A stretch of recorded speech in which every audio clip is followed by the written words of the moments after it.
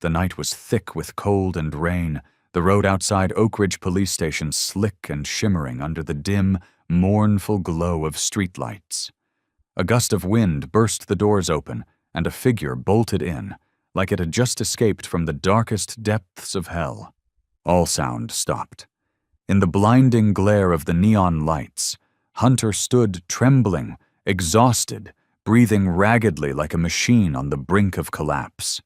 Once proud and noble, his black and gold coat was now matted with mud and blood. Fresh blood streamed down his patchy fur, dripping onto the gleaming white tile floor like shattered notes falling from a broken symphony of pain. His legs buckled slightly, nearly collapsing under the weight on his back. A small girl, still and silent, lay across him. Her chestnut hair, once wild from running and laughter, was now clumped with dirt and dried blood. Carol lay motionless, her pale face like a jasmine flower severed from its stem. Hunter's eyes darted wildly, searching for a familiar face. Rushing footsteps echoed. Voices rose in disbelief. But Hunter could no longer truly hear them. His entire world had narrowed to the faint heartbeat against his back. Carol's fragile little heart, flickering like a candle about to go out. "Oh, God," whispered young Officer Larson as he rushed forward to lift Carol. But Hunter bared his teeth and let out a low, trembling growl. His amber eyes widened in fear and fierce protectiveness. Disjointed memories surged back. The first time he met the girl, her tiny hand gently touching the scar behind his ear. Her whisper, "We're both the forgotten ones. From now on, we'll stay together, okay?" He had never forgotten that voice. Not once. From that moment, Hunter had sworn to protect this little girl with every breath in his body. Heavier footsteps approached. Sheriff Mason Cooper stepped forward slowly, cold sweat on his palms. He stared at the German shepherd before him, voice raspy. "Dear God, is that Carol Mitchell? She's been missing for 3 days." Hunter looked up at him, dazed, eyes pleading, trying to send a silent message. Save her. And then, his knees buckled again. The shouting, the flashing lights, the unfamiliar hands reaching out, all of it blurred. Another wave of memory crashed in. Carol on the porch, waving every morning as he walked her to school. Her warm brown eyes always looked back at him. That radiant smile in the early light. Then, the voice of the woman Hunter could never forget. The one who had once pulled him from darkness. Carol's mother. "Protect her for me, Hunter. No matter what happens, never leave her side." Those words echoed in Hunter's mind, giving him the strength to push through the hell he'd endured and bring the girl home. He felt her being lifted gently from his back. A whimper escaped him, but he no longer had the strength to resist. Now, all he had was instinct, and the fragile hope that these humans would help her. A woman in a black coat stepped forward, sharp eyes full of empathy. FBI Agent Reynolds knelt, staring into Hunter's eyes. Her voice was barely a whisper. "He's trying to tell us something." With the last ounce of his strength, Hunter stood again. His body trembled as he turned toward the door.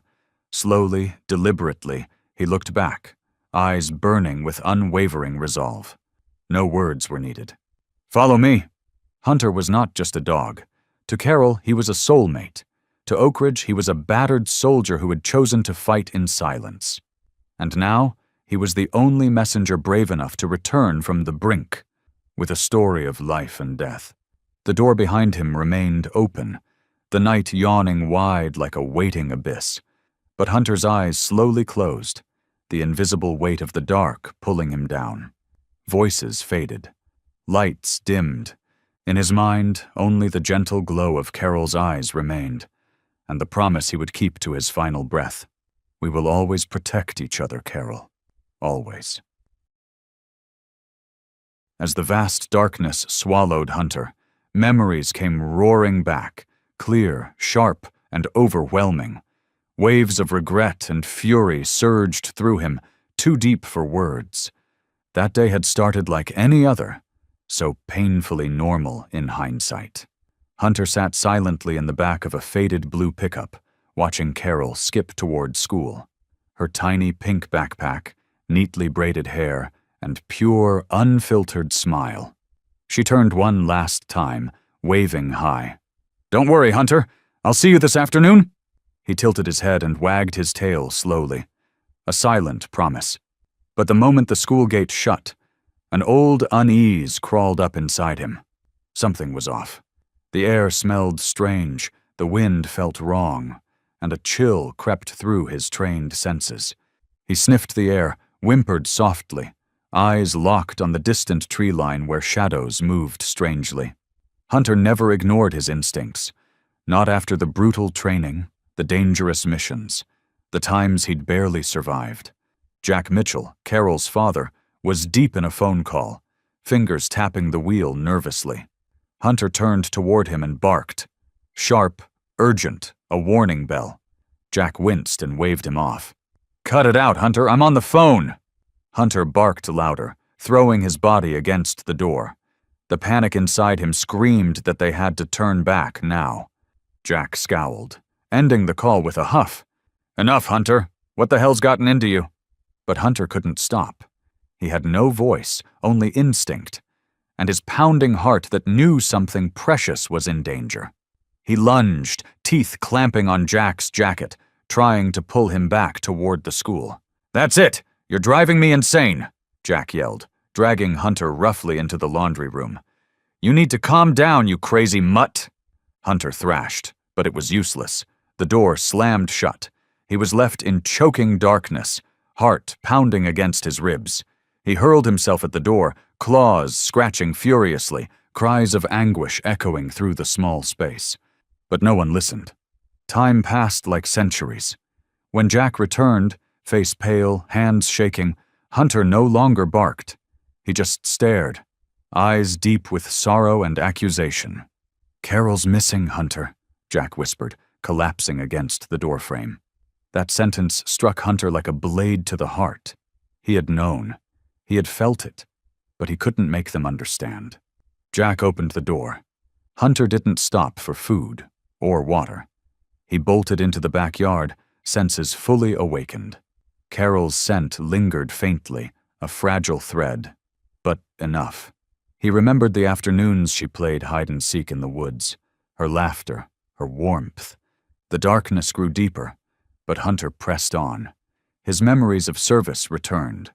Commands, trainers, tests he had passed with blood and grit. "Trust your senses. Don't stop, Hunter."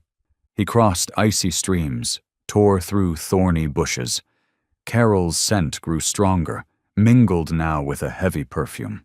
A scent Hunter hadn't smelled in years.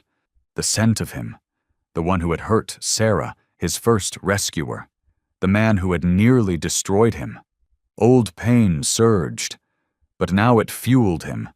Nothing mattered more than saving Carol. In the freezing dark, through searing pain and bitter wind, Hunter clung to one truth. He would not stop until he found her. "Wait for me, Carol. I'll find you." And with that silent vow burning in his chest, Hunter disappeared into the night, driven by love, memory, and a promise stronger than fear, no matter the cost. As Hunter charged into the darkness, trees blurred past his battered body, and old, painful memories came flooding back. Memories that had long lain dormant now surged to life, vivid as if they were only yesterday. Hunter had once been a soldier, a special kind of soldier, swift and agile on 4 legs, ears ever alert to danger. In the military, he had no personal name. They called him K, 9417, a cold, sterile label, just like the missions he was assigned to. His early training days were brutal. His paws bled, his skin torn as he scrambled through barbed wire, dark, booby-trapped tunnels, and deafening gunfire. But he never gave up. Hunter learned how to detect the scent of gunpowder, how to sense danger long before it struck, and above all, how to lay down his life to protect his human comrades, his brothers in arms. Then came the mission that changed everything. That night was bitterly cold. Hunter and his handler entered an abandoned house in a remote area. Suddenly, an explosion tore through the air, followed by smoke and panicked screams. Hunter lay frozen, eyes wide open, the last breath of his closest companion rattling in his ears. He couldn't save him. That helplessness cut deeper than any wound ever had. Hunter was never the same after that. Every gunshot, every firecracker, every sudden noise sent him into paralyzing panic. He would shake, thrash, as though trapped in that nightmare all over again. The military retired him early. No longer fit for duty. He was sent to an animal rescue center where people whispered, "That dog's too far gone. Dangerous." Hunter lay in the darkest corner of his kennel, not eating, eyes hollow and distant, like he'd lost himself completely. Until one day, light broke into that shadowed world. Sarah Mitchell entered, gentle as a spring breeze, her deep blue eyes full of calm and kindness. She approached slowly, knelt, looked into Hunter's broken eyes, and said softly, "You've been hurting too, haven't you? It's okay. You're safe now. I'll protect you." Hunter never forgot that gaze, how she seemed to see every scar buried deep inside him. And he trusted her from that very moment. Sarah brought him home. With quiet patience, she helped him heal. Not by forcing him, but simply by sitting by his side, whispering to him, and waiting for him to open his heart. She was the one who rediscovered his brilliance. The intelligence and training still lived inside him, buried under dust and trauma. Sarah gently, firmly brought him back to life. She believed that, deep down, Hunter was still the brave soldier he had always been, and with her help, he found his purpose again. When baby Carol was born, Hunter felt an overwhelming instinct to protect her. This tiny life needed shelter. An invisible but powerful bond formed between the scarred dog and the new soul. It was instant. It was unbreakable. One afternoon, as Hunter napped beside Carol's crib, Sarah gently stroked his fur and whispered like a vow, "Hunter, I might not be there for Carol forever, but I know you'll protect her. Just like I never gave up on you, you won't ever give up on her. We're a family." Hunter didn't understand every word, but he felt the love and trust behind them. From that moment, he knew his life had one mission: to protect Carol, no matter what. That bittersweet memory passed through his mind again now. And Hunter understood. All the trials he had survived, all the pain, had led to this moment. Despite the blood oozing from his wounds, despite the shadows pressing in, Hunter pushed forward with purpose. In the heart of night, his one goal burned bright, what Sarah had once believed in and entrusted to him. Protect Carol. Protect the only family he had. "Wait for me, Carol," Hunter whispered silently. His steps quickened, eyes blazing with determination through the darkness. Because now, Hunter was no longer a lone soldier. He was a friend, a guardian, and, above all, a beloved, irreplaceable part of a small, fragile, fiercely loving family. Hunter kept running. Old memories glowed like moonlight in the trees, lighting his way through the suffocating forest. Midnight had long since fallen, and the jungle loomed, endless and hungry. But Hunter never faltered. The fire inside him, to protect Carol, kept him going. Her scent was growing stronger, clearer. Hunter suddenly stopped, breathing in the damp, cold air. Another smell pierced his nose, sharp and familiar, like a blade to the soul. The perfume, that icy, venomous scent. He knew it too well. It was the scent of the man who had taken Sarah. The memory struck like lightning, bitter and raw. That night, Sarah had fought with her last breath to protect a baby, Carol. Her screams still echoed in Hunter's memory. He had attacked, teeth sinking into the intruder, but the man had thrown him aside. Sarah died, and Hunter hadn't been able to save her. The guilt of that night now surged again, fiercer than ever. Hunter bared his teeth, amber eyes burning with resolve. He made a silent vow. This time, it won't happen again. Among the dead gray trees, Hunter spotted it, a hidden bunker deep in the woods. a cold, concrete shell, as lifeless and cruel as the man who had built it. Hunter crept forward, ears pricked high. His instincts returned, sharp and surgical. With feline grace, he slipped through a narrow crack along the side of the bunker, scraping his body on the rusted metal bars. Pain tore at his skin, but it was nothing compared to the terror and hope boiling in his chest. Inside, he stopped, listening. He heard it, Carol's faint breathing. It broke his heart. Hunter whined softly, a quiet, reassuring sound, just loud enough for Carol to hear. A trembling voice rose from the darkness. "Hunter, is that you?" He whined again, gently. She was right there, just behind the heavy steel door. He dug at it, paws bleeding on the cold concrete. But the door didn't budge. Desperately, he scanned for another way and found a narrow air vent above. He leapt up, muscles stretching to their limit. He forced his body through, the sharp edges cutting his skin. Blood matted his fur. But finally he dropped into the small, dark room. Carol was curled in a corner, eyes wide with fear. But when she saw him, her face lit up like a star in the night. She ran to him, threw her arms around him, weeping. "You came, Hunter! I knew you'd come!" Suddenly footsteps thundered outside. The same sharp perfume filled the air. Hunter stiffened. The door creaked open, and the silhouette of the man he hated stepped into the light. Hunter moved in front of Carol instantly, fur bristling, teeth bared, a warrior ready to protect the most precious thing in his world. "Well, well, still that damn dog," the man sneered. As he stepped forward, Hunter attacked. Pain, instinct, and love surged in him like wildfire. His jaws clamped onto the man's arm, but the attacker wrestled free and kicked Hunter hard. He hit the floor, dazed. "No, Hunter!" Carol screamed. But Hunter stood again, legs shaking, eyes still burning with defiance. Carol took her chance, running past the open door with all her strength. Hunter threw himself at the man again, blocking the path, taking every blow, every kick. "Run, Carol! Don't stop! Just run!" He felt her footsteps fading. Farther, safer. He held on just a little longer. Then, finally, Hunter collapsed. But he had no regrets. He had fulfilled his promise to protect Carol. In the cold, creeping dark, Hunter lay still. His breath was faint, but his heart blazed with strength. And deep inside, he whispered to Sarah, "She's safe now, Sarah. I protected her, just like you protected me."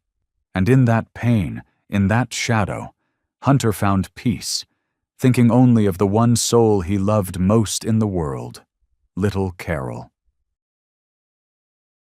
The night stretched wide like a protective embrace, sheltering Carol's trembling steps as she fled the bunker, her breath sharp and fast, tangled with a rising tide of fear.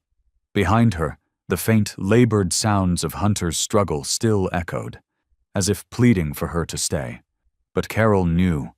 Hunter would never give up. He was the one who had shown her what true courage looked like. The thick darkness ahead shifted. A silhouette emerged from the shadowed trees, a figure that made Carol freeze. Her heart pounded, caught between relief and panic. "Dr. Andrews!"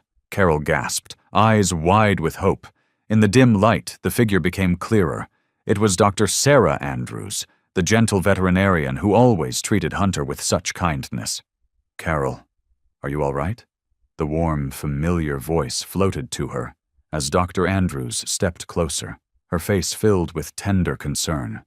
But as she neared, a faint scent wafted in, a sharp, piercing note that made Carol instinctively take a step back. That perfume, cold, sinister, unmistakable. The same scent worn by the person who'd captured her, the one Hunter had fought with his life to stop. "What's wrong, sweetheart?" Andrews paused, a subtle glint of caution flickering in her eyes. "Your perfume," Carol whispered, breath catching. A blanket of icy dread wrapped around her. "Why does it smell like that?" Dr. Andrews's face shifted. The gentle warmth faded, replaced by a cold, calculating edge. Her voice dropped. "If only you hadn't noticed, Carol." Terror surged through the girl's chest. Her world shattered again. The betrayer wasn't a stranger. It was someone she'd trusted. Someone who had cared for Hunter. Someone they once called a friend. "Why would you do this?" Carol asked, trying to stay calm, her voice trembling like a candle in the wind. "Sometimes," Andrews replied, stepping closer, bitterness curling on her lips. "People don't have a choice." Suddenly, from the darkness behind, a low growl cut through the night. Deep, commanding. Hunter. Bloodied and broken, Hunter emerged from the shadows, his eyes blazing with fury and determination. His golden black coat was slick with blood, his body torn. But he stood tall, defiant. "Hunter!" Carol cried, a mix of joy and heartbreak rushing through her. Even in agony, he had come for her. "You again?" Andrews sneered, her voice dripping with venom. But Hunter didn't waver. He stood in front of Carol, fur bristling, a low growl vibrating deep in his chest.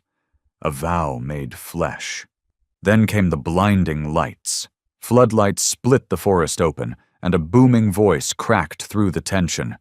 "This is the FBI! Hands in the air, now!" Dr. Andrews flinched. In a flash, her hand darted inside her coat. Hunter launched himself forward, fury and love igniting a final burst of strength. His teeth sank into her arm, yanking her backward. A gunshot tore through the night. Carol screamed. Hunter held firm, teeth clenched through pain and torn flesh. Andrews crashed to the ground, her hand clawing for the gun. FBI agents stormed into view. Shouts, gunfire, chaos. Hunter pivoted back, throwing his body over Carol to shield her. Pain screamed through every nerve, but Hunter didn't fall. He gently nudged Carol's hand with his nose. A soft reassurance. "Hunter?" Carol wept, arms wrapped around his neck. "You saved me. Again." Hunter let out a soft whimper, his fierce eyes now gentle, gazing into hers. He didn't need words. She knew what he meant. "I'll always be here, no matter what." When the gunfire ceased and the forest fell still under blinding lights, they found Carol huddled with Hunter, her arms wrapped tightly around him. The dog lay motionless, breath shallow, but his eyes still burned with the fire of a guardian refusing to give in. "Is the girl okay?" a female FBI agent asked gently. Carol nodded, tears tracing down her cheeks. Her hand softly stroked Hunter's bloodied fur. "Please save him. Don't let him leave me." Amid the rush of voices and rescue efforts, Hunter closed his eyes. He felt the warmth of Carol's hand, his friend, his purpose, his entire world. Voices blurred around him. The searchlights of the rescue team spun above, fading in and out in Hunter's vision. Each breath came weaker than the last. But through it all, he still felt Carol's small hand gripping his bloodied fur, warm, steady, a promise that this nightmare was finally over. "Please save him!" Carol pleaded through tears, her voice small but unshakable. "Please!" Hunter forced his eyes open. He looked up at her face, blurred by tears and light. Slowly, he tilted his head, brushing his muzzle into her palm. A final message. "As long as you're safe, I'll be okay." Then Agent Reynolds stepped forward, her expression hard but filled with a quiet care. She crouched beside Hunter, gently placing her hand on his collar. Her brow furrowed. "There's something strange about this collar," she muttered. "Get me a lockpick kit. Now." Hunter didn't resist. He lay still as Reynolds' cold fingers carefully removed the collar. But as it slipped from his neck, an odd emptiness gripped him. That collar wasn't just fabric. It carried his deepest memory, his greatest sorrow and hope. In that instant, Sarah's face appeared in his mind. His first rescuer, the woman who had pulled him from darkness. He remembered that day. Sarah had sat beside him for hours, her hands gentle as she combed through his fur. She'd spoken in soft tones, calming him whenever he shook from nightmares. "Hunter, listen to me," she'd whispered, eyes full of love and purpose. "One day I might not be around to protect Carol, but you'll be there, You'll watch over her, right?" He had nuzzled her hand, giving his word. Then she removed the collar, stitched something inside. A tiny object, sealed with care. "This is our secret," she told him. "If anything happens, take it to someone you trust, someone who can help. Can you do that?" Hunter hadn't fully understood, but he had felt her faith, her absolute trust, and he never forgot the warmth of her final embrace. Back in the present, Reynolds let out a breath of disbelief. She had cut through the stitched lining of the collar. Something small fell into her hand, a glint of metal catching the floodlights. "A memory card," Reynolds breathed. "Sarah Mitchell left us evidence, through Hunter." Carol gasped, her young face a mix of shock and pride. She hugged Hunter tightly, whispering through tears. "Mom always believed in you. She knew you'd save us." Hunter whimpered softly, a wave of peace washing over him. Through pain, through grief, Sarah's love had never faded. She had mended his spirit once, and now, even in death, she had guided him to protect Carol again. Agents moved quickly, voices sharp with urgency as they analyzed the data. Their expressions turned serious, then relieved. What Hunter had carried all this time was more than a memory. It was truth, justice. Hunter lay beside Carol, his body weak but his heart full. Though the collar was gone, the promise lived on. And as the night began to lift, Hunter understood something deeper than instinct. Sometimes, what you lose is what frees you to find what matters most. Sarah was still here. In every memory, every whispered word, every act of love that never faded. Hunter nudged his head into Carol's small hand and closed his eyes. The battle might not be over, but now he knew one thing for sure. He would never have to face it alone again. As the pale light of dawn began to drive away the night's darkness, Hunter felt the bitter cold pierce deep into every wound on his body. Beside him, Carol had drifted into exhausted sleep. Her breaths came steady and soft, fragile but peaceful, like the first breeze of spring. Hunter lifted his head and looked toward the faint sunlight filtering through the ancient trees. He wondered silently, had the pain truly passed? But the urgent voices of nearby FBI agents pulled him back to the present. The data from Hunter's collar points to a single location. Devil's Backbone, Agent Reynolds said firmly, her eyes shadowed with concern. "Sarah Mitchell left us this trail on purpose. There's something there, something dangerous." Hunter shuddered at the sound of that name. Devil's Backbone. A barren, cursed place soaked in shadows. A place he had desperately tried to forget. A place where light had once died inside him. Memories struck like lightning. Cold voices, blinding white lights, gloved hands grabbing at his body, the whirring of machines, the clang of metal, the sting of relentless needles piercing his flesh. A soft whimper escaped from deep in Hunter's throat. Then Carol's small hand, even in sleep, clenched his fur tighter. He looked down at her, still asleep but clinging to him with absolute trust. Her innocence, her courage, it cut through the dread like sunlight breaking fog. The next day, FBI convoys rolled into Devil's Backbone. The land itself seemed to groan beneath the weight of history. Icy winds howled through the cliffs, whispering of things that should have stayed buried. Hunter walked beside Reynolds, his form solid, his step steady, but his eyes betrayed the scars within. As they approached a derelict structure hidden deep between jagged rocks, a sharp scent hit Hunter's nose, sterile and chemical, disinfectant laced with fear, the exact smell that had haunted his every breath in the lab cages of Orchid Circle. He froze. "Careful," Reynolds signaled. Her eyes sharpened. "We're not alone." From the blackened corners of the ruined building, armed figures emerged, surrounding the task force. A voice echoed out, chilling, smug, like it had waited years for this moment. "Welcome to Devil's Backbone. Welcome to our secret." At the center stood a tall man, cold eyes gleaming behind thick glasses. Dr. Lucas Graham.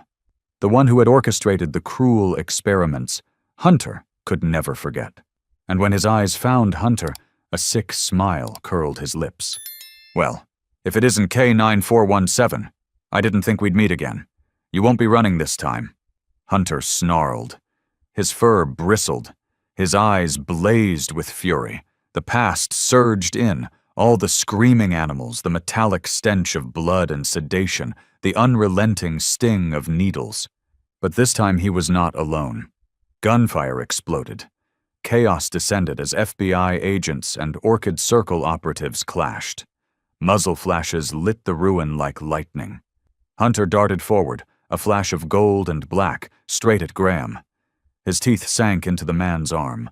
Graham howled, swinging a metal baton down. It cracked against Hunter's ribs. He fell, but rose again. Hunter's gaze locked on Graham's. "I am not your experiment anymore." Gunshots screamed around them, but Hunter didn't stop. He thought of Sarah's gentle voice, of Carol's trusting hand. Those memories fueled him. Another shot rang out, louder, final. Graham collapsed, groaning, clutching his side. Agent Reynolds stood behind him, gun raised, smoke curling from the barrel. "It's over, Graham," she said coldly. Hunter stood still, chest heaving, pain radiating from his wounds. But in his eyes was something Graham had never seen in that lab. Pride. Hunter had returned, not as a prisoner, but as a warrior who faced down the darkest corner of his past and stood tall. Through the rubble, Hunter looked to the horizon. The light was faint, but it was there. And deep in his chest, a small, unshakable flame burned bright. He hadn't just survived the past, he had protected the future. As the gunfire faded into silence among the desolate ruins of Devil's Backbone, Hunter stood still, his breath heavy, his body worn down as if he had just walked through an endless storm. His eyes still held the image of Graham, now collapsed on the cold ground. And from that image, a memory long buried surged to the surface, sweeping away the last walls Hunter had built to keep it hidden. Hunter had not always been just a dog, not just a brave, four-legged warrior. He had once been a living experiment, a weapon forged by humans and left to rot in pain. Flashes from the past flickered in Hunter's mind, disjointed yet searing. The cold glare of fluorescent lights, cramped iron cages soaked in the stench of chemicals, the chill of steel, the stabbing pain of needles forced into his skin. The desperate screams of other animals echoed through sterile halls, and above all, the hollow, lifeless eyes of Dr. Graham, who had stared at him not as a living being, but as a disposable object. In that lab, Hunter had no name, only a meaningless number, K9417. They pumped his body full of unknown compounds, triggering violent seizures and agony so profound it tore through every cell like fire through paper. Sometimes, Hunter didn't even recognize himself anymore. His body not his own, his mind a battlefield of pain and confusion. He had longed to disappear, to feel nothing, to forget. But then she came, a woman with gentle eyes and quiet resolve, Sarah Mitchell. Hunter remembered that moment as clearly as any scar. The first time she looked at him, sorrow and compassion shimmered in her blue eyes. She had knelt beside his cage, voice soft and full of promise. "You don't deserve this. I'm getting you out of here." He didn't understand her words, but he felt it, the warmth radiating from this stranger. And when her hand reached through the bars and touched his chemically burned fur, it was the first gentle touch he had ever known. Sarah risked everything to free him. She ran through the cold night, alarms screaming behind her, guards on her heels, but she never looked back. And Hunter, his heart pounding for the first time with hope instead of fear, ran beside her. It was the moment he would carry with him forever, the moment he found light in endless dark. From that day on, Sarah poured her heart into caring for him, healing not only his battered body but the shattered spirit inside him. She gave him time, trust, and love. But some wounds run deep, and even with her help, The past would still sometimes claw its way back. Now, standing in the ruins of that same past, looking down at Graham, helpless at last, Hunter understood something new. He was not just a victim of cruelty. He was living proof that love and resilience could transform even the most broken soul. Agent Reynolds approached, gently placing a hand on Hunter's neck. The gesture was tender, grounding. It brought him back from the rush of memory. "You all right, Hunter?" she asked softly. Hunter looked up. His amber eyes, once haunted, now held calm. He knew the fight wasn't over, but the pain no longer ruled him. Carol stepped closer, her eyes brimming with tears but shining with pride. She knelt and wrapped her arms tightly around Hunter, as if trying to pour all her gratitude and boundless love into the dog who had saved her. "You didn't just save me, Hunter. You saved all of us." Hunter closed his eyes, letting a wave of peace wash over him. He knew now that no matter how deep the pain of his past had been, it no longer had the power to break him. Because of the love Sarah once gave him, Carol was now carrying it forward, protecting it, passing it on. Amid the chaos of memories and old wounds, Hunter understood that his life hadn't only been about suffering and loss. It had been a long journey in search of freedom and healing, a journey he had never walked alone. And in Carol's eyes, he saw a promise, a quiet certainty that he had not failed the most important mission Sarah had ever given him: to protect this little girl at all costs, and to never give up hope, no matter how cruel the world might be. As twilight settled over the town of Oak Ridge, casting a cool hush after a long day of chaos, Hunter lay silently beside Carol. He listened to the gentle rhythm of her breath, steady and calm, like a lullaby whispering of everything worth protecting. But amid that peace, Hunter noticed something. An odd, heavy silence coming from the man seated alone in the corner of the room, Jack Mitchell. Jack sat there, eyes vacant as he stared out the window, shadows slowly enveloping him like vines creeping through a forgotten ruin. In those eyes lived a pain so deep it no longer needed words, memories too brutal to erase.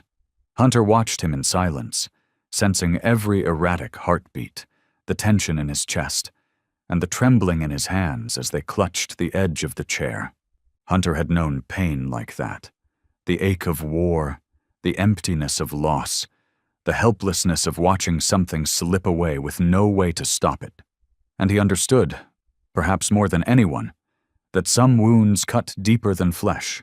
Jack had once been a proud soldier, but war had stolen much from him: his brothers in arms, his faith in others, and eventually the love of his life. The battlefield had carved permanent scars in his soul, and over time, those scars turned him into a distant father, drowning in silence and solitude and alcohol.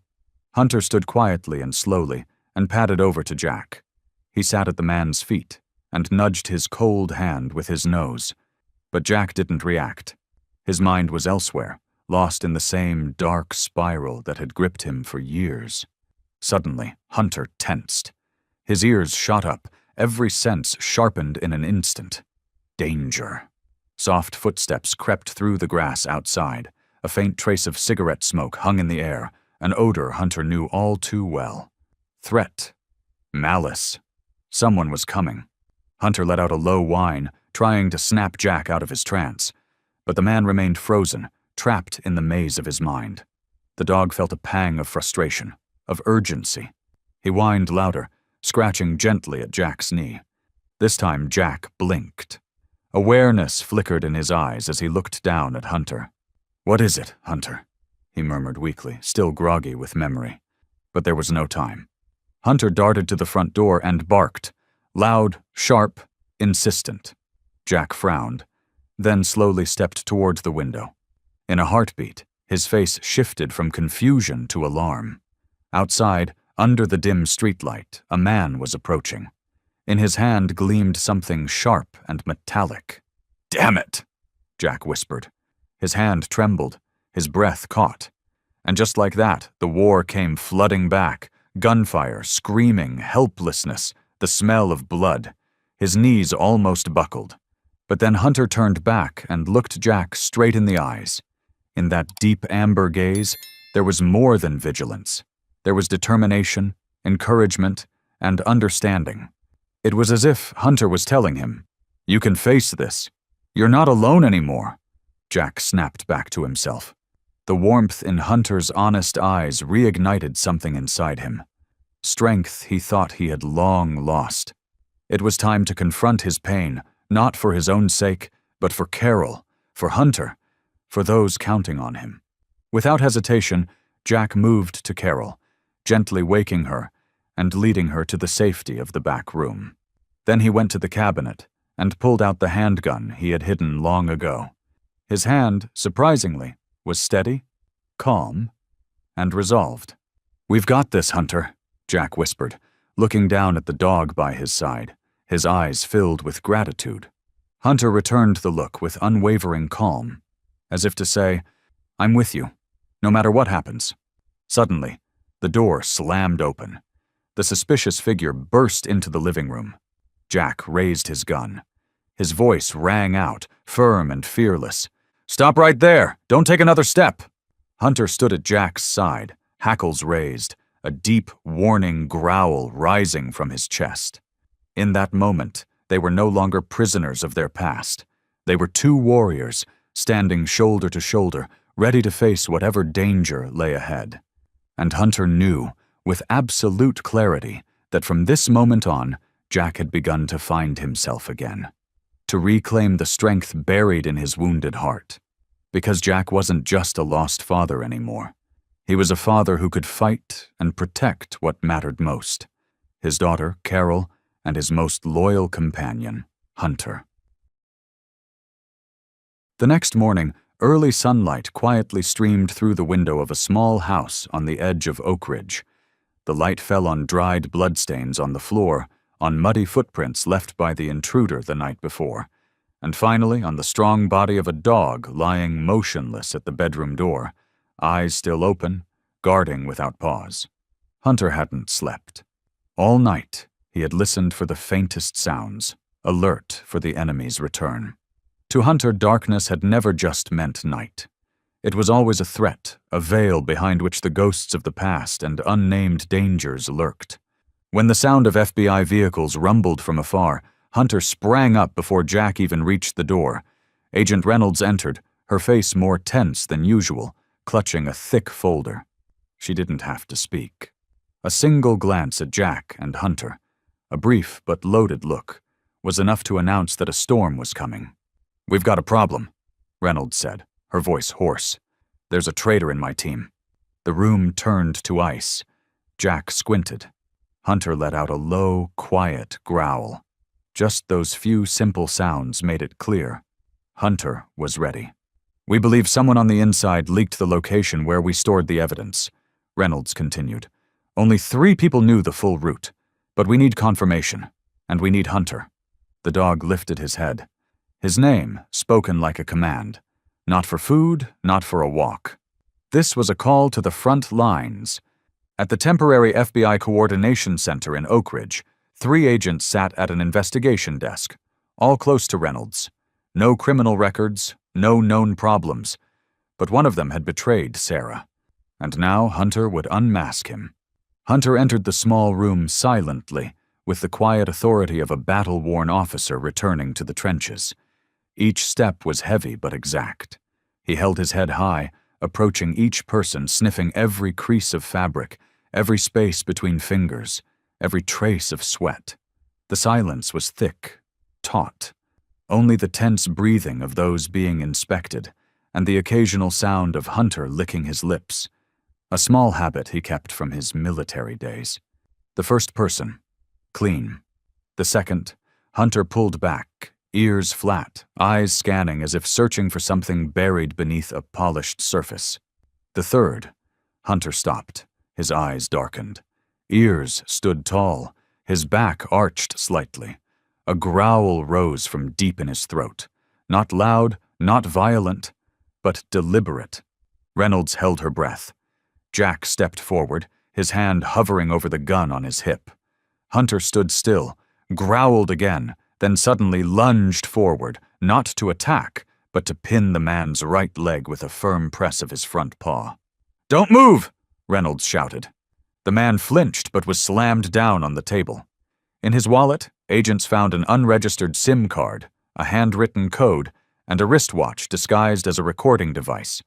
On the strap, that same strange chemical scent, faint but familiar. The same one Hunter had smelled at the scene of Sarah's murder. "This is him," Reynolds whispered. "Hunter is never wrong." The man was handcuffed and taken away in silence. But Hunter never took his eyes off him, not with hatred, but something deeper, a quiet sorrow for someone who had betrayed their ideals. When the room returned to calm, Reynolds knelt beside Hunter, placing a hand on his back where old scars still hadn't healed. "We've got weapons, laws, and justice," she whispered. "But sometimes, truth needs a heart more loyal than any human." Hunter didn't respond, but his eyes, glinting in the morning light, said it all. Once again he had saved them from lies. And this time, Hunter wasn't just a guardian, he was the last keeper of trust. A cold wind howled over the Oak Ridge Hills as a black SUV roared away from the FBI's safe zone. In the front seat, Jack gripped the wheel tightly, sweat beading on his temples despite the winter air outside. Beside him, Hunter sat upright, muscles taut, eyes locked on the suspicious vehicle tailing them at every turn. It had all started minutes after the traitor was captured. An internal call, seemingly secure, had been intercepted. One remaining member of the Orchid Circle, desperate and reckless, was now shadowing Jack, hoping to find the final evidence Sarah had hidden. It had turned into a highway chase, with their lives hanging on every throttle. The tailing vehicle revved, swerving close from the right. Jack jerked the wheel, trying to maintain distance, but the driver was skilled. No stranger to a chase. Tires screeched on the cold pavement, loose gravel scattering. The FBI's alert sirens were drowned by the roar of engines, and Jack's heart pounded like war drums in his chest. Suddenly, Hunter let out a howl. Not of fear, but a warning. He twisted around, claws scratching at the right window, eyes locked on the tailpipe of the pursuing car. In that split second, Jack glanced in the rearview mirror and understood. This wasn't just a capture. He meant to kill. The black SUV fell back slightly, then suddenly accelerated, slamming into Jack's rear bumper. The jolt rocked the car. Jack gritted his teeth, fighting to keep control. His hands shook. But in that moment of chaos, Hunter leapt forward, front paws on Jack's seat, forcing Jack's head down toward the steering wheel. A deafening crack shattered the air, gunfire hitting the rear window, the bullet grazing just centimeters from Jack's head. Without Hunter, that bullet would have ended everything. Jack gasped, eyes wide, looking at Hunter still shielding him. Though never trained to drive, Hunter knew what to do.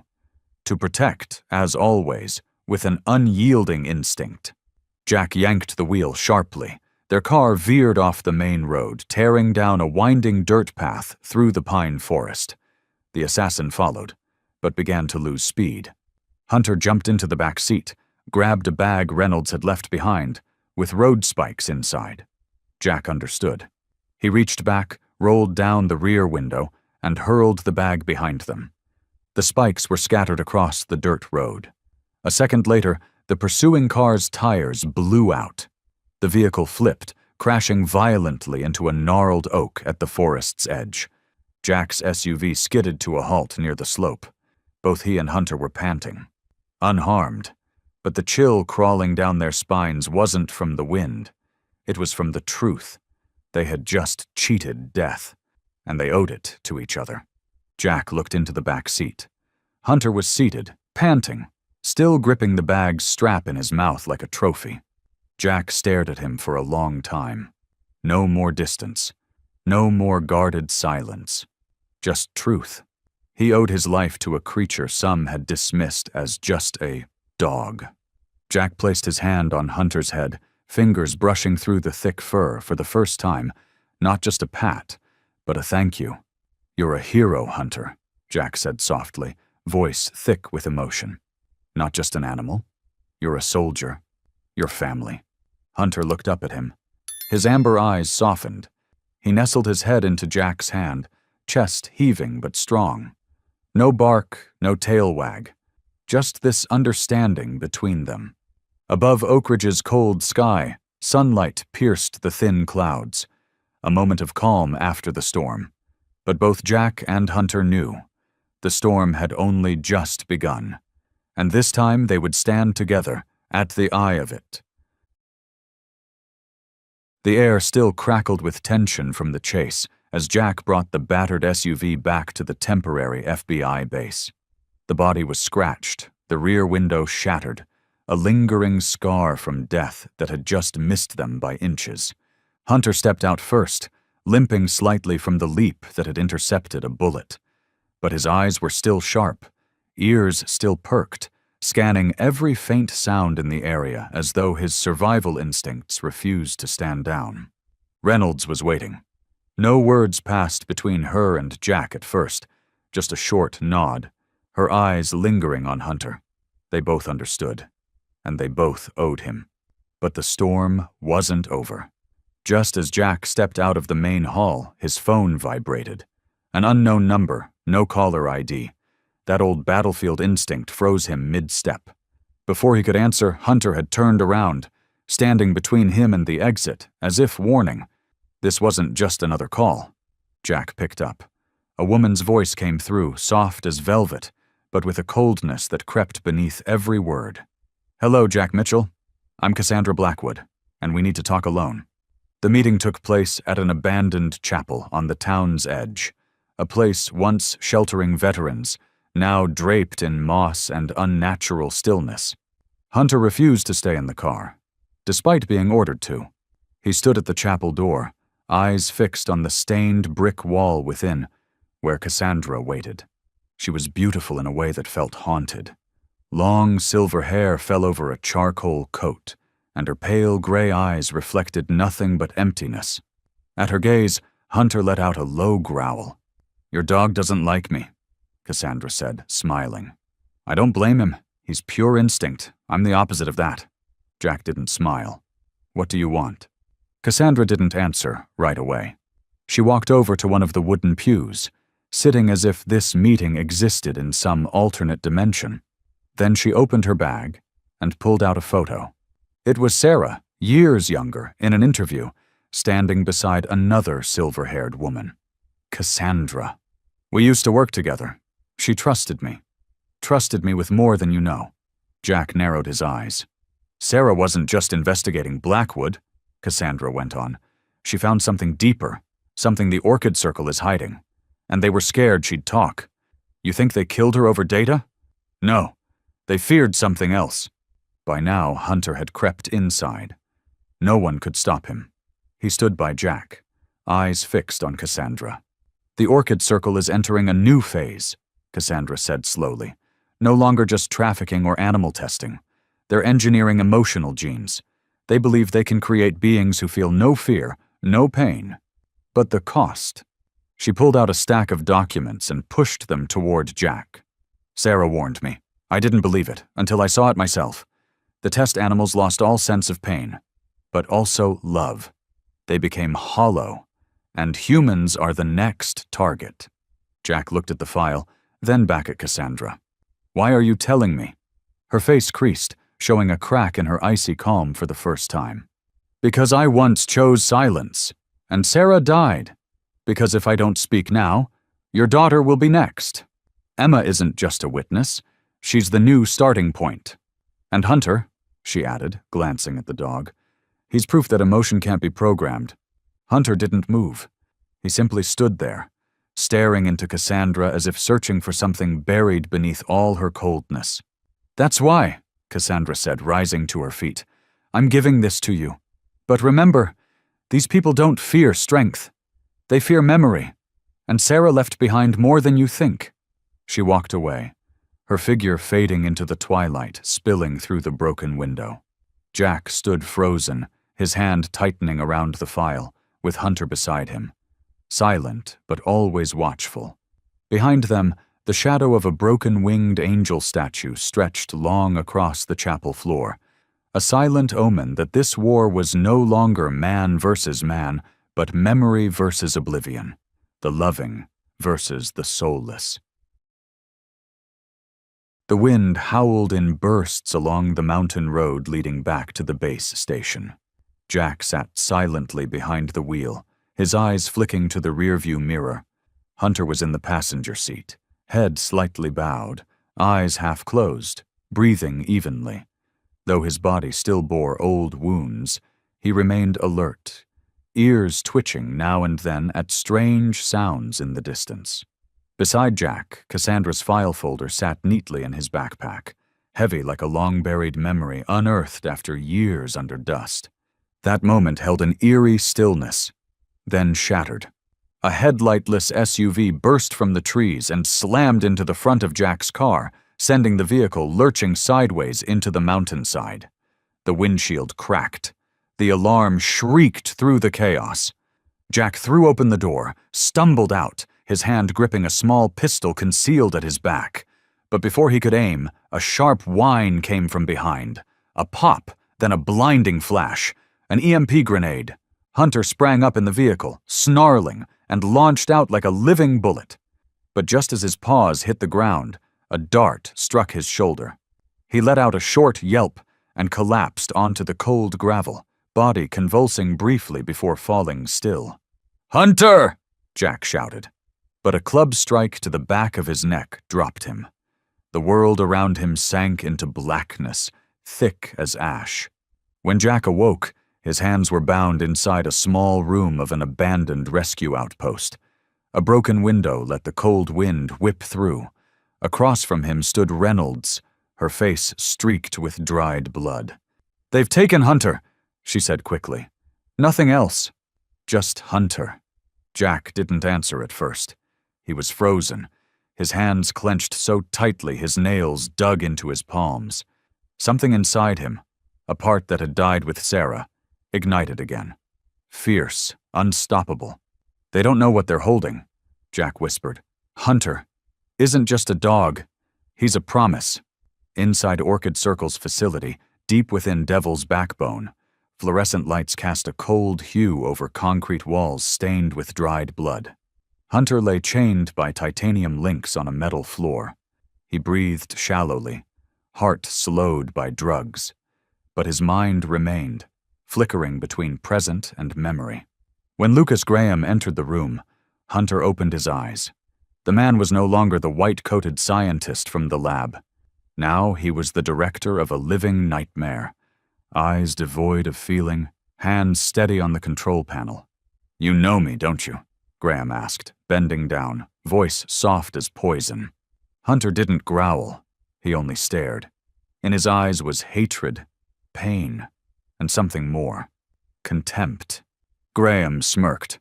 "Sarah thought she could reprogram you with love," he said, each word slow, deliberate. "She thought you could choose to care. But I'll prove you're just a tool. Born of fear, running on command." A button, a surge of current into Hunter's neck. He twitched, but didn't scream, only clenched his jaw, lips tight like a human bracing for pain. Graham tilted his head, intrigued. "We programmed you," he whispered. "From blood, from cells, from nightmares you thought were memories." The screen lit up. Jack, standing in the FBI office, was lost in the Cassandra file. Graham turned. "You'll have to choose. Betray him, or die in pain. And this time, Sarah isn't coming." Hunter didn't react. But inside, memory returned. Sarah. Her eyes were damp when she first clipped the data device onto his collar.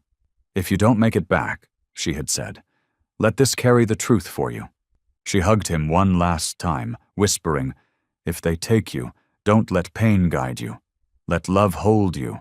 That memory shone clear, cutting through the agony, through the toxins flooding his body. And in that instant, Hunter was no longer a victim. He was living proof that love cannot be programmed and cannot be erased. Back at the FBI base, Jack stood before a map. Reynolds waited silently behind him.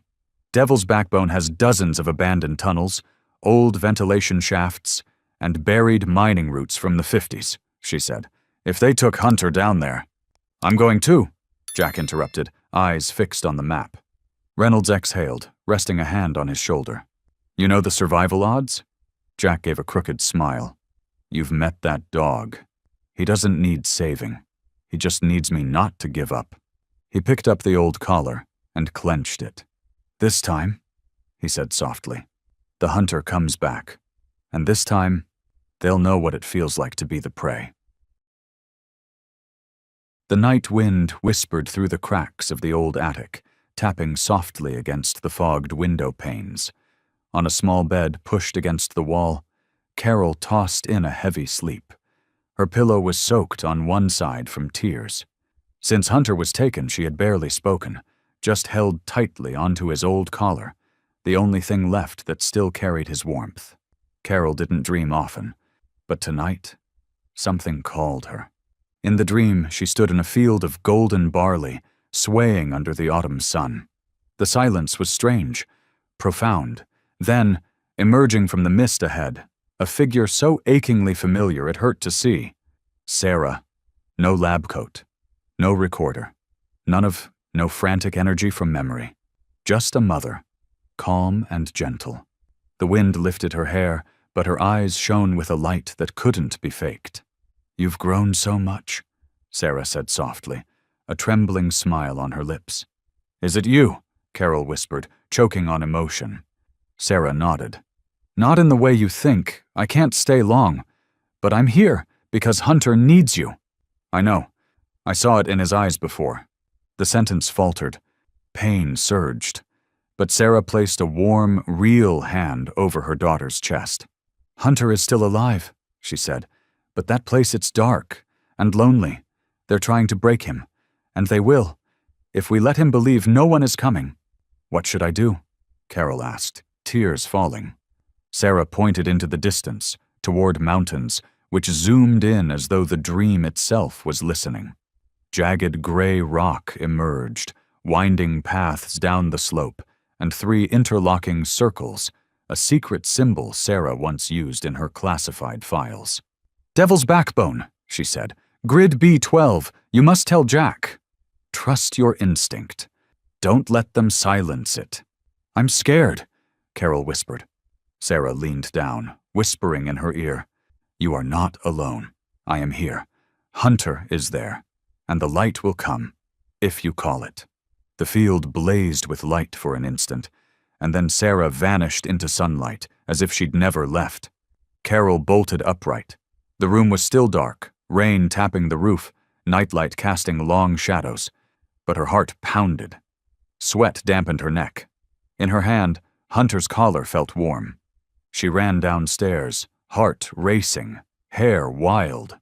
Jack sat in the kitchen, a cold cup of coffee in hand, eyes blank as he stared out at the rain. Carol slammed the table, breathless. Dad, I know where Hunter is. Jack looked up, stunned. Reynolds had just stepped in. Carol, sweetheart.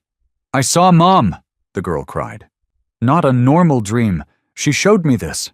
She drew quickly on paper, 3 intersecting circles, shaky but clear. Jack froze.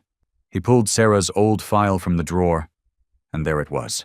The symbol, marked in red ink on a mountain map. Devil's Backbone. Grid B12. This was her secret investigation site, Jack murmured.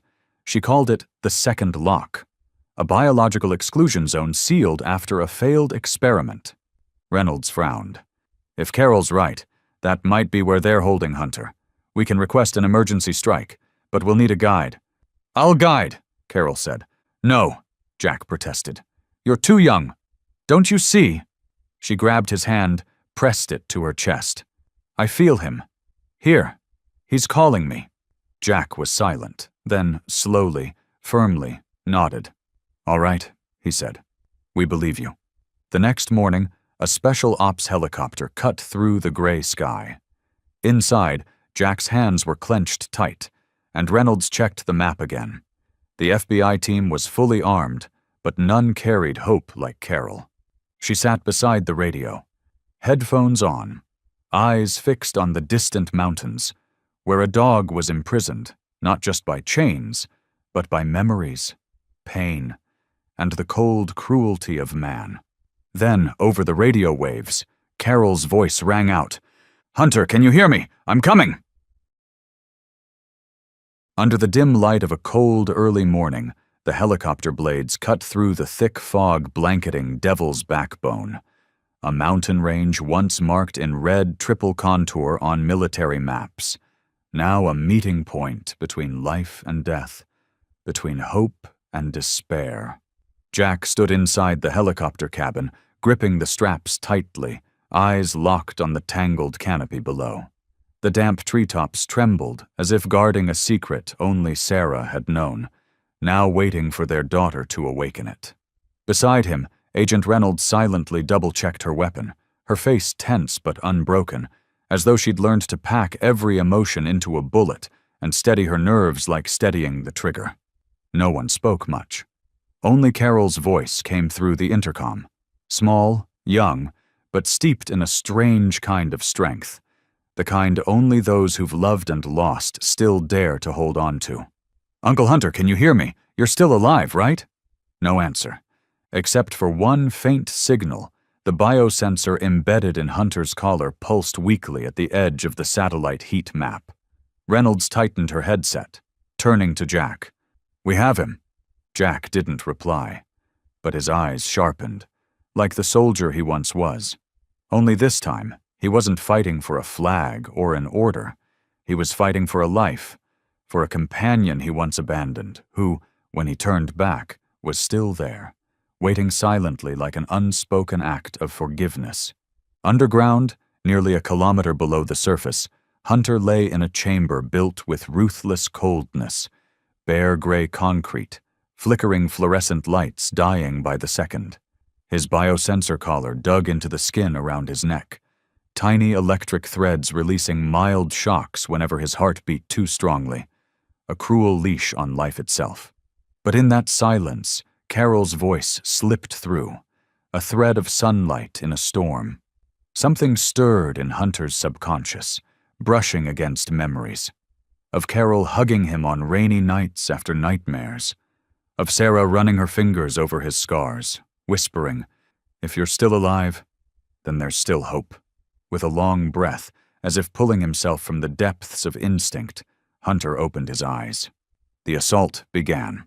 The strike team moved in from 3 directions: a collapsed ventilation shaft, an abandoned utility tunnel, and a lift once used for biohazard materials. Reynolds led the northern flank. Jack, lightly armed but determined, advanced with the western team, where Hunter's signal was fading fast. The deeper they went, the clearer it became.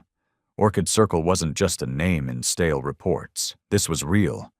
They passed rooms filled with mutated lab animals, cybernetic blueprints, and screens still running simulations of canine brains. Then, sudden flashes of blue, biological defense systems activated. Gunfire erupted. Tear gas poured from hidden walls. Enemies emerged, clad in silver-gray armor, bearing no insignia but a single red O over the chest. One of them snarled in a voice distorted by drugs. "No one leaves here with the creature. It's the key." But seconds later he fell, bullet to the forehead. Hunter had arrived. No one saw how, only that the strike was terrifyingly precise, as if he had counted the enemy's heartbeats from afar. His fur was streaked with blood and mud, his left leg limped. But his eyes, they blazed with the same fire Jack had first seen when Hunter was a young K9 on a training field. Reynolds whispered into her radio, "That's not just instinct anymore, that's strategy." Jack moved to Hunter's side. The dog lifted himself, front legs firm despite the pain weighing down his frame. Without words, Hunter flicked his gaze toward the right hallway, where a flickering biolight glowed, and the scent of chemicals lingered. Jack understood. Carol. The rescue unfolded like a breathless symphony. Jack, Reynolds, and Hunter led the charge while the FBI team covered intersections. Each step has a tight beat, each hallway dark as a gun barrel. They passed deserted labs, an abandoned archive, and finally reached a heavy steel door. A voice called weakly from inside. "I'm here!" Hunter rammed the door, his body slamming hard enough to make the hinges groan. Again, then again, until Jack used micro-explosives to break the lock. Carol sat curled in the corner, her small frame trembling, eyes wide as Hunter entered. "You promised!" she sobbed. Hunter stepped forward gently, lowering his head so Carol could wrap her arms around his neck, for the first time since he was taken. Her heartbeat pounded in his ears, a confirmation that every wound, every sacrifice, had been worth it. Behind them, Jack stood silently, his war-worn eyes misted, not from pain, but from gratitude, for something that once seemed simple. Family, reunited. In the light from the emergency exit tunnel, Hunter stepped out first, leading Carol like an escort who needed no title. He limped but did not fall. Every step marked the earth with silent courage. Jack followed, hand on his daughter's shoulder. Reynolds nodded to the medics to check Carol. But when a nurse approached Hunter, he turned away, saying, without words, "I'm not done yet." Jack knelt, gently brushing the blood from Hunter's chest. "You did good, Hunter. Really good. You can rest now." For the first time since Sarah's death, Jack let his tears fall for a creature not human, and not because of grief, but gratitude. And Hunter, though weak, lifted his snout, smiling in the only way a four-legged soldier knows how. Inside the ICU bay of a temporary field hospital just beyond the Devil's Backbone exclusion zone, silence settled like the Earth's long exhale after a nightmare. The scent of antiseptic mixed with forest mud and lingering gunpowder on the FBI's jackets. But what Jack couldn't take his eyes off was bed number 6. Dr. Sarah Andrews lay there, her body webbed with IVs and monitors. She was no longer Oak Ridge's gentle vet, nor the elusive figure behind Orchid Circle. Now she was just a woman worn down by guilt. Her eyes asked for nothing, held no regret, only a depth like a dry well in the desert, filled with truths buried too long. Carol sat at her bedside, small hand clasping hers. Hunter was in the room, too. Ears drooped, silent beside Carol as if guarding her from everything left unsaid. His eyes never left Andrews, not in suspicion, but sorrow. "I'm okay," Carol whispered, "but Uncle Hunter's saved me more times than I can count." Andrews smiled, tired but real, and slowly turned to the silent dog carved from shadow. "He once saved me," she said softly. "Maybe before you were even born." The room held its breath. Jack leaned against the wall, torn inside. Reynolds placed a hand on his shoulder, then stepped out, leaving the space for truths that could no longer wait. "Blackwood didn't just buy loyalty with money," Andrews rasped, voice like peeling old skin. "He bought it with illusions, with fear, and a past I never dared face." She told the story in fragments, like diffusing a memory bomb hidden in her chest for years. Andrews had once been a senior biologist, heading a military-backed project to create K9 units capable of sensing chemical traces and human emotional states at extreme precision. Hunter, then a young, agile pup, was too sensitive, labeled unstable for combat. "I fought against the grafting," she said, squeezing Carol's hand. "But they ignored me. They took Hunter, and I let them." A tear slipped down her parched cheek. "Sarah Mitchell found where they held him. She rescued him. And then, she saved me." The air was suffocatingly still. "You're so much like your mother," Andrews continued. "Not your face, your eyes. You look the truth in the eye, even when it hurts." Carol said nothing, but listened with a depth beyond her years. Hunter stepped closer, sitting by the bed. Andrews leaned down, stroking his head. "I betrayed you, Hunter. Not just Sarah, but you. And if this is my last day, I won't go without doing one thing right." An alarm chimed in the technical wing. Jack grabbed his radio. "Hostile squad approaching the hospital perimeter." A field agent's voice blared. "Possibly Orchid Circle remnants." As evacuation protocols kicked in, a soft beep came from the heart monitor. Andrews pulled the IV from her arm and stood, summoning all the strength she had left. "There's an old escape tunnel on the east wing. Leads straight to the forest edge," she said, firm now. "Take Carol that way. I'll hold them off." Jack shook his head. "You won't make it." "I don't need strength," Andrews smiled. "A real one this time. Just time." Carol burst into tears, throwing her arms around her. Hunter whimpered, sensing the farewell. But Andrews didn't falter. She embraced Carol, whispering, "Forgive those who lose their way if they find it again." As Jack, Carol, and Hunter ran through the dark corridor into the trees, a massive explosion thundered behind them. Firelight flared, casting the shadows of a father, a child, and a four-legged warrior onto the ground, each step a tribute to courage, sacrifice, and redemption. Hunter glanced back once, ears trembling faintly in the wind, but then looked at Carol and ran on. Some sacrifices need no statues. Some who once strayed still chose the light. The forest of Devil's Backbone sank into a night as thick as ash, lit only by the stray flare of gunfire or sudden bursts of flame from the ruins of the old communications station. The stench of smoke and burning metal mixed with the howling rotors of helicopters overhead, merging into the cries of a world imploding under the weight of buried sins. Below, among the dark trunks and moss-slick stones, Jack and Hunter moved quietly through the abandoned tunnels toward the data center. Reynolds had taken Carol on a safer route, but Hunter kept glancing back, as if some invisible thread between him and the girl tugged at his heartbeat with every step. Blood soaked the bandages on his leg, but he never slowed. Not a wounded animal, but a warrior who refused to fall. Jack watched him in silence. "You don't have to do this alone," he said softly, voice hoarse as if it had forgotten how to be gentle. Hunter turned. In his eyes was something unnamed, not fear, not pain, but a loyalty unbreakable. Then he turned again and kept walking.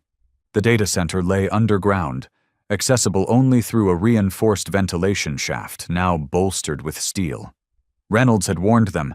Blackwood was coming. He knew everything. The only way to stop him from destroying the evidence was to end it here. Inside the facility, as Jack plugged in the drive containing Sarah's files to synchronize across the system, a red warning light blinked on. Intrusion detected. Main entrance, solo. Blackwood.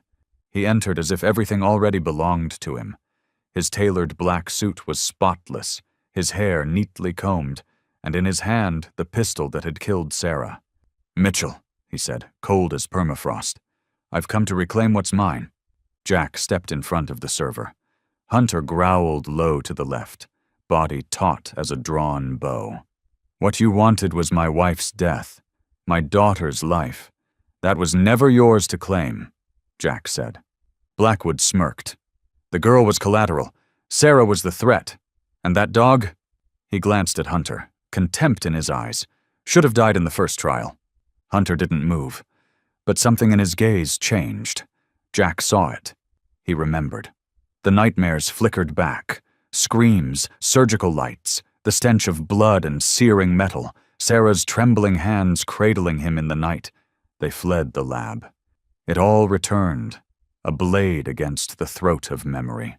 Blackwood raised his gun, but Hunter moved first. No command, no hesitation. The gunshot cracked through the chamber. Jack dove left, rolling to avoid the second round. Hunter leapt, claws ripping into Blackwood's chest, but a shot to his abdomen dropped him to the floor. Blood spilled through the torn bandages. Jack grabbed the spare pistol from his coat, firing repeatedly, driving Blackwood behind a concrete pillar. Smoke filled the room. Metal rang off steel. Hunter struggled to stand. His eyes, blurred with blood, still locked on target. At the entrance, Carol appeared. She had defied Reynolds, following the GPS signal embedded in Hunter's collar. Amid the destruction, she was a sliver of light. "Hunter!" she cried. "Get back!" Blackwood saw her. His grin was a blade. Another stupid girl trying to be a hero. He aimed at her, and then, with every last ounce of strength, Hunter leapt. His entire body became a living missile, slamming into Blackwood. The shot missed, striking the ceiling and bringing a cascade of rubble down. Hunter bit into Blackwood's gun arm, blood spraying in arcs. Jack tackled him, wrenching the weapon away. They wrestled like wild animals. Punches, knees, rage. Jack was no longer the mild father. He was a man shaped by 10 years of guilt and a heart demanding justice. He struck until Blackwood lay crumpled, blood pooling beneath, his arm twisted unnaturally. Hunter lay meters away. Carol ran to him, kneeling beside the dog who had shielded her again and again. "You kept your promise," she sobbed. "Now let me keep mine. You have to live." Hunter gasped. One eye closed. Blood stained his belly, but his tail moved. Just a little. Jack knelt, gripping her shoulder. "You're right. He's not giving up. So neither are we." Reynolds appeared with the rescue team. "Medevac is inbound. He still has a pulse." In the blinking red of emergency lights, with the whir of a chopper nearing cracked ground, the last image Jack would remember of that night was a faint whimper from Hunter. And Carol's unwavering eyes, fierce and fearless, just like Sarah's. The forest wind whispered through swaying branches, carrying the scent of gunpowder, scorched wood, and something unfinished. Helicopter engines thundered over the tree line, a promise etched in steel and the faint echo of hope. In Jack's arms, Carol trembled, her eyes fixed on the stretcher where Hunter lay still, his body wrapped in bloodied gauze, red soaking through like pain refusing to stop. The medics did everything they could, but all signs pointed to a brutal truth. Hunter's heart was fading, breath uneven, his eyes half shut, unresponsive to the flashlight sweep. Reynolds clutched her radio, voice urgent. "Medevac emergency. We're losing him. There's a little girl here. We can't let him die in front of her." And then, through the breathless tension, a voice rose, software gentle, but clear as though it sliced the wind in two. "Hunter's not dying. He's waiting." All eyes turned to Carol. She stood upright, tears streaming, but her voice was steady with a certainty sharper than any scalpel. "He's playing dead, just like Mom taught him." Reynolds froze. Jack leaned in, gripping her shoulders. "What are you saying?" "A special skill," Carol whispered. "Mom said to use it only once, when someone else's life mattered more than your own." Jack went still. His heart thundered. In his foggy memories of Sarah, of the secret commands she whispered to Hunter in the dark, he realized maybe this had all been planned. Hunter wasn't just a dog. He was Sarah's final message to them. A field vet knelt by the stretcher, staring at the monitor. The heart line still flickered. Faint, but alive. "My God," he murmured. "He's alive. His heart rate may be suppressed on command. He's hiding." Hunter was airlifted in critical condition. The mobile medical unit went to full alert. No one knew if they could keep him alive another 30 minutes. But as the helicopter rose, wind sweeping Carol's hair back, she clung to his front leg, forehead resting on his blood-matted fur. "You said you'd protect me," she whispered. "Now it's my turn. Let me watch over you, okay?" And then, something strange. Not the engines, not the machines, just the tiniest flick of Hunter's ear. Too slight for reflex, but enough to spark a blaze of belief in Carol's chest. "You heard me, didn't you?" She didn't need an answer. At Richmond Veterinary Emergency Center, dozens of staff members worked around the clock. No one slept for 12 hours. Hunter's file was a wall of trauma. 3 broken ribs, pulmonary bleeding, internal hemorrhage, infection risk, near zero blood pressure. But that heart, Sarah's faith, Carol's comfort in the dark, refused to stop, not by science, by will, as if Hunter waited for the exact moment to open his eyes, to continue the mission unfinished. Reynolds stood outside the OR, eyes red. Jack leaned on the wall, face buried in his hands. Carol sat motionless, fists clenched, eyes locked on the operating room door. Then, a sound. A woof. Gentle, but real. The doctor shouted, "He's awake, heart rate rising, reflexes returning." The door burst open. Carol ran in. Hunter looked at her, not fully lucid, but warm. A low whine escaped his throat. Weak, but alive. Carol broke down, hugging him tightly, whispering like a lullaby. "I believed in you. I always did. And you came back." Amid the ventilators, the drip of IVs, and the sterile white light above, something had been saved. Not just a life, but a vow. A sacred bond between three souls once lost to each other. A mother, a father, and a child, held together by the steady, faithful breath of a warrior named Hunter. And so he lived. Not by medicine, but by love. Not by miracle, but by a promise. Dawn settled over Richmond in a pale light. Not radiant, but peaceful, as if the sky itself was exhaling after a long, violent storm. Hunter was still recovering. His steps were slow, tentative, but the spark had returned to his eyes. The look of a warrior who had never once backed down. 1 week after Hunter opened his eyes again, the entire country was shaken by the announcement of the trial of Thomas Blackwood, a man once praised as a model humanitarian, now standing before the court facing over 200 criminal charges, including human trafficking, illegal experimentation, and the murder of witnesses. All of it, every charge, was built on the chain of evidence Sarah had left behind. Evidence that Hunter had brought into the light. The courtroom was packed. Journalists, witnesses, representatives from the FBI, the Pentagon, even international human rights organizations, all were present. But in the very back row, behind the crowd and the cameras, sat Carol Mitchell. Her hair was neatly tied back. One hand rested on Hunter, lying quietly beside her. On the other side sat Jack, his calloused veteran's hand clasping his daughter's.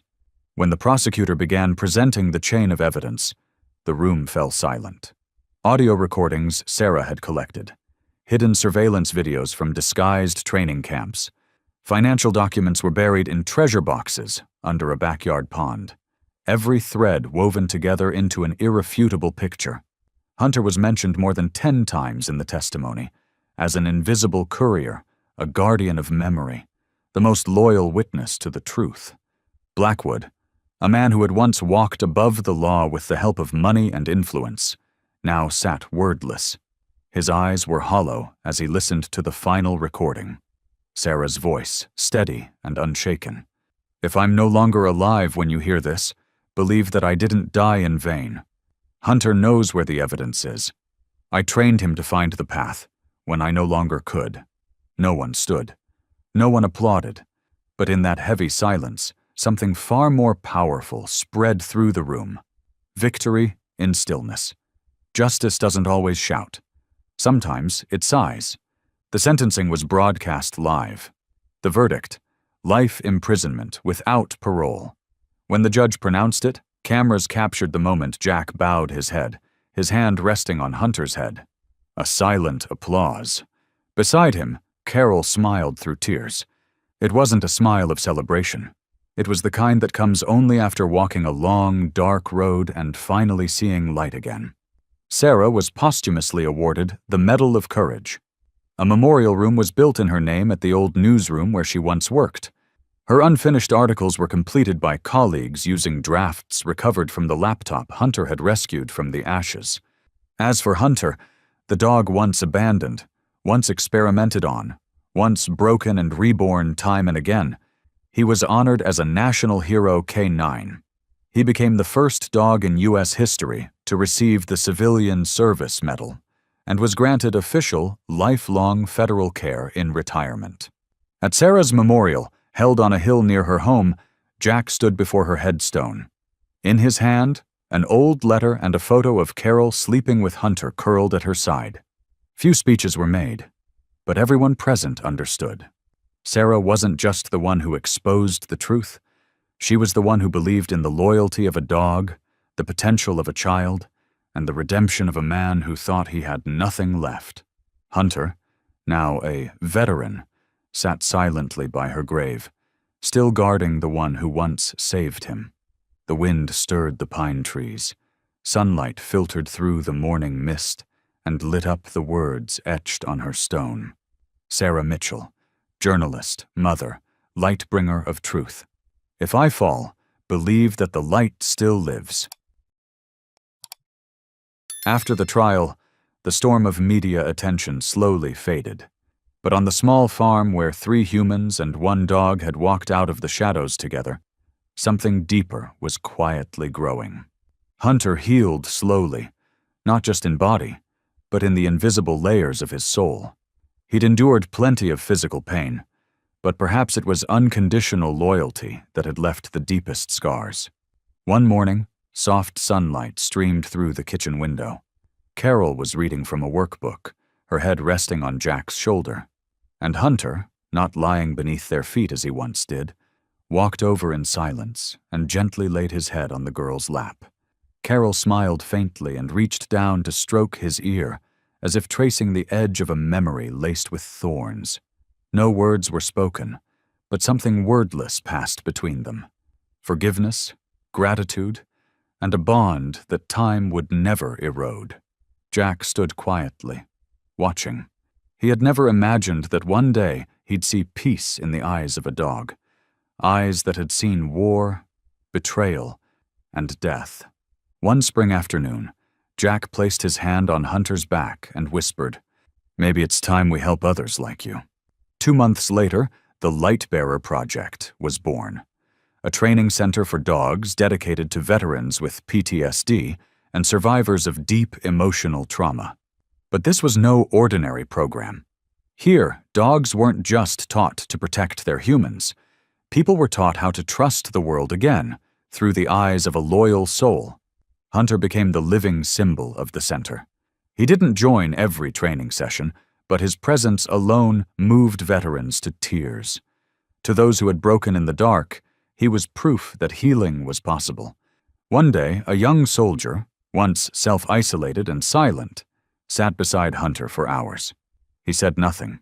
He simply placed a hand on the scarred, coarse fur. When Jack approached, the soldier said just one thing, "I see myself in his eyes." Jack nodded. He understood, and for the first time in many years, he could almost feel Sarah smiling somewhere, watching all this unfold. Each night, Hunter still lay beside Carol's bed. Each morning he still walked with Jack through the back garden, past the lavender flowers Carol and Sarah had planted together. Hunter didn't need to understand everything about the human world. He only knew one thing for certain. Love, if steadfast and pure, can surpass every word, every wound, every divide between species. And loyalty, even if it costs blood, pain, or life itself, always leaves the gentlest mark on the heart of the one who receives it. Summer crept across the little farm on the edge of town, as if afraid to disturb the gentle sleep of wounds just beginning to heal. The sunlight tilted over a freshly painted wooden fence, glinting off the graying fur of Hunter, who lay stretched out on the porch, his head resting on his front legs, eyes half closed, as if listening to the wind retell memories long gone. It had been a year since Jack, Carol, and Hunter brought an end to the darkness that once consumed their lives. A year without gunfire, without the smell of smoke or sleepless nights haunted by fear. A year in which Hunter officially retired, bearing the special title bestowed by both the town and the FBI, the Silent Warrior, Guardian of Hope. The honor ceremony took place in the town's fire hall, packed wall to wall, with every resident of Oak Ridge in attendance, bringing flowers, cookies, and eyes shining with gratitude. Carol, now 10 years old, steadfast and radiant, stood beside Hunter, holding tightly to his leash, tied with a pale blue ribbon, the color of unspoken words, of memory and loyalty. Jack stepped up to the podium with a small piece of paper in hand, but didn't bother to open it. He spoke from the heart, with the plain, honest voice of someone who'd seen enough to know what matters. Some friends don't speak, but understand us better than family. Some warriors don't carry guns, but take bullets so we can live. And some love doesn't need words. It's a look, a resting head, a sigh in the dark. Hunter is all of that. The applause went on until Hunter, slow from old injuries, stood up. He lifted his head high, golden eyes shining under the stage lights. No bow, no command. Just his presence alone was enough to quiet the room, as if the entire world were pausing to honor a soul who had walked through hell and led hope back home. After the ceremony, a small statue of Hunter was placed in Oak Ridge's Central Park, beside the fountain where children played, and where Sarah once walked with Carol every autumn afternoon. A bronze plaque beneath it reads, "Hunter, always loyal, forever family." Each morning, Carol still ran out to the yard, hugging Hunter before leaving for school. She was no longer the girl who had nightmares. She was a young girl who kept a journal, who hugged her father when he stayed too quiet for too long, and who understood this truth. A dog can change a life. In retirement, Hunter no longer had to fight, but he quietly continued doing what he did best, being there. Beside Carol as she studied, beside Jack when he sat silently gazing at photos of Sarah, beside the hill where the three of them once stood, swearing in the heart of the storm that they would never let go of each other again. Each night before sleep, Carol still whispered, "I love you, Mom. And I know you still hear me. I love Hunter, too, the one who kept your promise." And Hunter, curled under her bed, would let out a soft sound, not of pain, but of peace.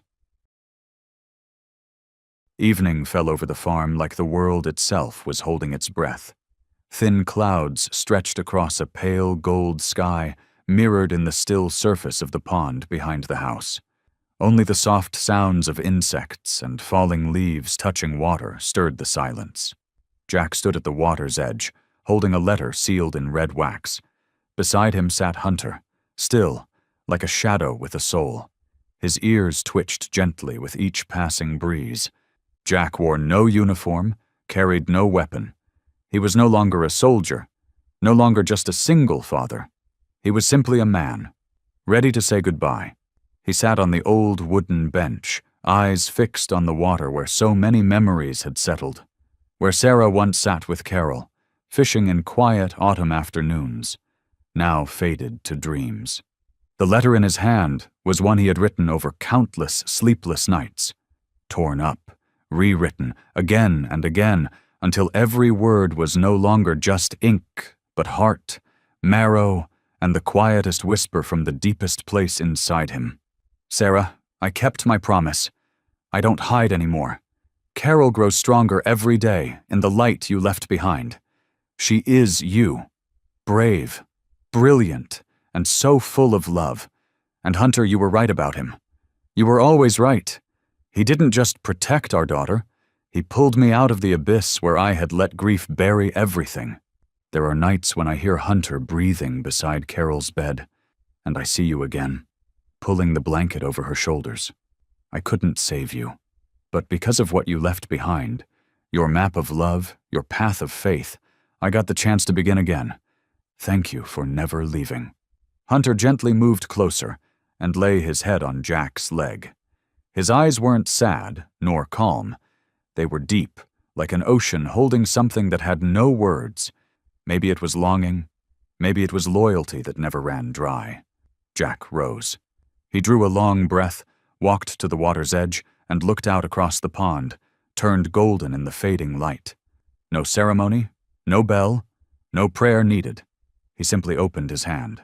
The letter fell, quiet as a leaf. It spun gently through the air, touched the surface, and drifted away, carrying words never said, regrets that couldn't be erased, and everything a man could hold in his heart for a lifetime. Hunter watched the letter float, as if he too understood. This was a final farewell, a full stop on a chapter called Sarah. The breeze rippled the surface, nudging the letter farther and farther out. No one spoke. Only the faint sound of an old dog's soft whimper broke the silence, not from pain, but from memory. And Jack, with his hand resting on Hunter's head, whispered, "She knows. She always did." When the final letter dissolved into the water, something inside Carol seemed to melt with it, like the last thin layer of mist over memory had finally faded under sunlight. And in that space, she felt something she had only vaguely sensed over the past months. She needed to tell the story, not just to remember, but to pass it on, not just for her mother, for her father, or for Hunter, but for all the children out there still quietly carrying wounds inside. Her first book, Hunter, the Friend Who Never Gave Up, was published on a calm autumn morning. Carol stood next to Jack at the town library's dedication ceremony, holding the first printed copy, its warm brown cover showing an illustration of Hunter standing at the edge of a forest, his deep eyes gazing directly at the reader. "This is a true story," Carol began, her voice steady. "But more than anything, it's a story about hope, about courage, about a dog who knew what was right, even when the whole world refused to believe." Below the stage, Hunter sat beside Jack, the old dog now with graying fur around one ear, yet still holding the quiet nobility of his earliest days. When Carol finished, Hunter lifted his head, his eyes gleaming with quiet pride, as if he understood he'd just been named, in words. The speech wasn't long, but it moved everyone there, from children clinging to their parents' hands to old veterans silently wiping their glasses. Carol had turned her pain into a flame, and with every page, she was now warming the world. Weeks later, one Sunday morning, Hunter woke the whole house with a bark, not one of warning, but something far more excited. Carol ran downstairs, hair a mess, Jack still buttoning his shirt, only to be met by a strange sight. Hunter barking eagerly at the backyard, where a golden white puppy stood craning its neck, eyes wide and sparkling. "Cody!" Carol cried. "His name is Cody!" The little pup wagged its tail wildly and bolted toward her, tripping over its own feet, tumbling, then scrambling up again. Hunter slowly approached, sniffed him a few times, then, unexpectedly, nuzzled the pup's belly. No growl, no wariness, just the warm acceptance of someone who had walked through fire and now chose love as his final act. Cody, like Carol once did, entered Hunter's world not with noise or strength, but with pure trust. And Hunter, with everything he had left in his weary body, was ready to guide a new life into the journey of being humanity's companion. From the doorway, Jack stood with arms crossed, watching Hunter teach Cody how to follow Carol, each glance, each tail flick, each soft bark a signal. Jack smiled, quietly wondering. Maybe Sarah's legacy wasn't just evidence left behind. Maybe it was this: invisible threads of love, linking person to dog, soul to soul. May arrived with the chirping of early birds and warm breezes skimming over the tall grass behind the wooden house. That house, once filled with echoes of pain, now wore colors of renewal, fresh curtains, blooming lavender pots on the porch, and the laughter of a growing girl blended with the patter of 4 curious puppy paws. Cody, the honey-furred Labrador mix with ears that always seemed to be eavesdropping, wasn't Hunter. No one expected him to be. But Cody brought with him a brightness, a clumsy joy, like sunlight warming a heart that had stopped aching. And Hunter, no longer swift, still stood like a quiet compass, watching Cody learn to leap low fences, to bite gently without tearing toys, and, most importantly, to protect the little girl in their home. Carol grew day by day. Her voice deepened, her handwriting steadied, and her eyes carried understanding far beyond her years. Her debut book, about surviving through Hunter and the unseen hand of the mother she lost, was launched at a simple school event. Her classmates stood and applauded, not because she was a victim, but because she was a storyteller, or survivor with a voice, and the courage to use it. On stage, Carol looked out to the audience where Jack sat, one hand gripping Hunter's leash. Their eyes met, and in that look, both knew. Sarah hadn't gone far. Her legacy was alive, growing through every page written, every kind act chosen, every moment of love freely given. Jack was no longer a man haunted by a shadow. He was the father of a brave girl. He ran a recovery program for veterans and traumatized K-9 East, and he was the faithful companion of 2 dogs, one a warrior reborn, one a new beginning. Each morning, he walked with Carol and the dogs around the lake behind their house, the place that once held secrets and grief, now mirroring sunlight like a mirror of memory and hope. That day, an ordinary day made extraordinary, found all 4 of them on the grass by the lake. Cody ran in circles, chasing his own shadow, occasionally stopping to chew on a leaf or roll in the grass. Hunter lay close to Carol, eyes half shut, ears still alert, never letting her out of reach. Jack stood just behind them, hands in his pockets, his gaze stretching across the water, now softly rippled by the breeze. The lake, once keeper of bloody secrets, now cradled a tiny wooden letter Jack had once dropped, carrying a long belated farewell to Sarah. "Dad," Carol asked, looking up at him, "do you think Mom believed we'd be okay?" Jack knelt, his eyes softening as he saw Hunter looking up, too steady, unwavering, as if answering without words. "Not just okay," Jack said, voice low and sure. "She believed we'd find each other. And find ourselves." Carol nodded, turned to Hunter, and wrapped her arms around his old neck, whispering something only the trees and the wind would hear. Hunter didn't bark. He simply exhaled, a long, quiet breath, not from pain, but from acceptance. As if this moment, simple, whole, safe, was the reward for everything he had ever endured. The sun crept over the trees, gilding the sky in gold, not the fierce gold of summer, not the pale gold of winter, but a soft, tender glow, the kind that fills you when you know you're no longer alone. Hunter, Carol, Jack, Cody, an imperfect family, but a family, still once more, and always.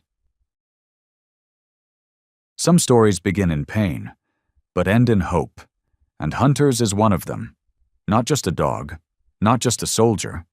Hunter is living proof of unconditional loyalty, of unspoken love between humans and animals, of the healing power of memory, family, and trust, long thought lost.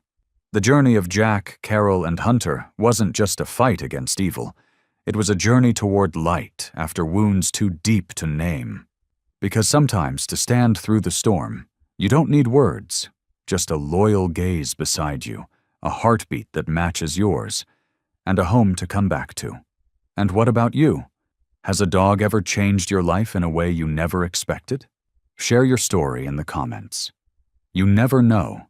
Your memory might just be the light someone else needs. If this story touched your heart, don't forget to like, share, and subscribe so you won't miss the next journey we bring to life.